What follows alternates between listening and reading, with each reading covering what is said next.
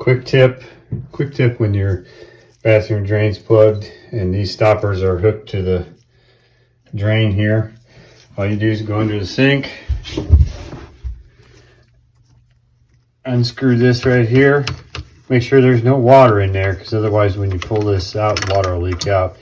You may have to put a tray. Pull back on this rod and at the same time reach up with your other hand and pull the stopper up.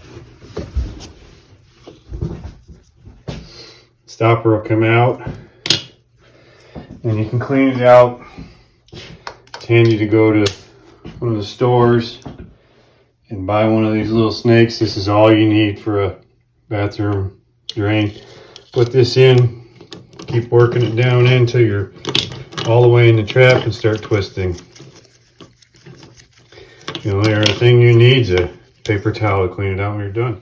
Okay, when you're done, I don't know if you can see, but there's the little rod down in there. You're going to do it in reverse order. You're going to reach down, pull that back, and you're going to slide this in and then drop that through there, through the hole in the stopper, and then reattach. And when you're all done, run some hot water through it and make sure that you got this tight enough that there's no water leaking around here. And then that's it. Thanks for watching. Like the channel, subscribe.